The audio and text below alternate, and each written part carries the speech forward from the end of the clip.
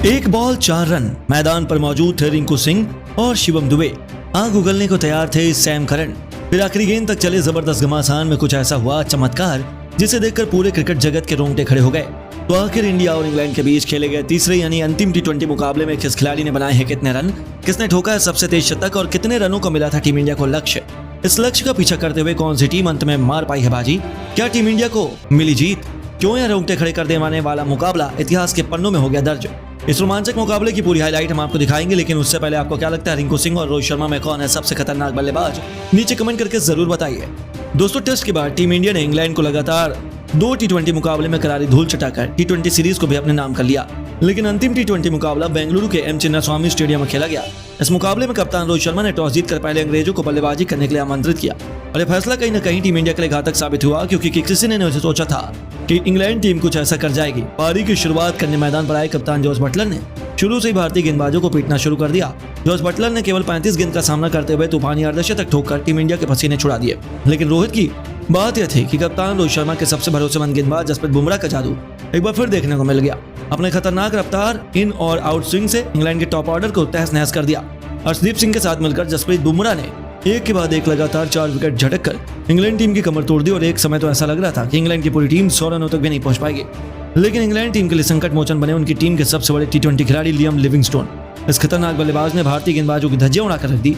बुमराह से लेकर अर्शदीप यहां तक कि रवि बिश्नोई हर गेंदबाजों पर टूटकर प्रहार किया। देखते ही देखते लिविंगस्टोन ने केवल 26 गेंद का सामना कर अपना तूफानी अर्धशतक ठोक दिया और इसके बाद भी इस खिलाड़ी का बल्ला रुकने का नाम नहीं लिया।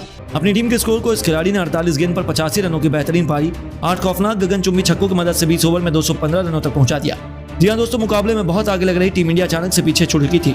भारतीय टीम के लिए सर्वाधिक विकेट जसप्रीत बुमराह ने हासिल किया। उन्होंने 5 बल्लेबाजों का शिकार किया। तो अब भारतीय टीम के स्टार बल्लेबाज जो इस लक्ष्य को जल्द से जल्द हासिल करने के इरादे से मैदान पर उतरे। यशस्वी जायसवाल के साथ कप्तान रोहित शर्मा। टेस्ट के बाद अब टी20 में दोनों बल्लेबाजों की बेहतरीन बल्लेबाजी देखने को मिल रही थी। मैदान में उतरते ही ये दोनों खिलाड़ी बौखलाए हुए अंदाज में नजर आ रहे थे। अपना सारा गुस्सा इन अंग्रेज गेंदबाजों पर उतारने की पूरी कोशिश कर रहे थे। एक के बाद एक इन दोनों बल्लेबाजों ने खौफनाक अंदाज में चौके छक्के लगाना शुरू कर दिया। भारतीय टीम के स्कोर को तेजी से आगे बढ़ाने लगे और रोहित शर्मा तो मैदान पर आते ही तूफानी अंदाज में रंग बटोरना शुरू कर दिए। देखते ही देखते इन दोनों बल्लेबाजों ने मिलकर 6 ओवर में पहले ही पावर प्ले में टीम के स्कोर को 62 रनों तक पहुंचा दिया और इन दोनों की बल्लेबाजी देखकर टीम इंडिया लग रहा था कि बड़ी आसानी से जीत जाएगी। लेकिन तभी इंग्लैंड के कप्तान जॉस बटलर टीम इंडिया की उम्मीद पर पानी फेर दिए।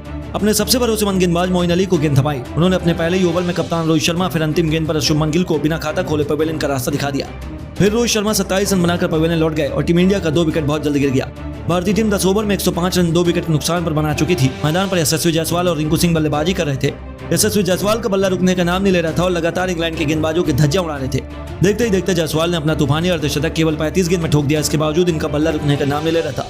रिंकू सिंह के साथ मिलकर अर्धशतक की साझेदारी पूरी कर ली और जायसवाल की बल्लेबाजी देखकर ये लग रहा था कि टेस्ट सीरीज की तरह एक बार फिर इंग्लैंड के गेंदबाजों की सामत आई है। वह बेरामी से अंग्रेजों की कुटाई कर रहे थे और देखते ही देखते यशस्वी जायसवाल ने अपना तूफानी शतक भी केवल 52 गेंद में ठोक लिया। इसके बाद भारतीय खेमा खड़े होकर इस बल्लेबाज के लिए तालियां बजाने लगा।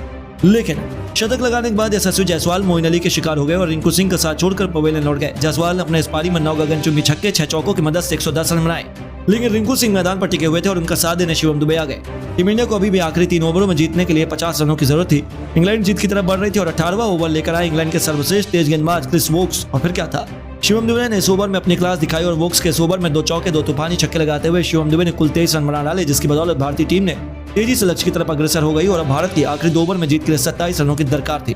लेकिन पारी के 19वां ओवर में गेंदबाजी करने आए मोइन अली ने 10 ही रन दिए। जी हां, इस ओवर में दोनों ही बल्लेबाज कुछ खास नहीं कर पाए और भारत को आखिरी ओवर में जीत के लिए 17 रन बनाने थे। इस बार दोनों बल्लेबाजों को रोकने की जिम्मेदारी पड़ी सैम करन के कंधों पर।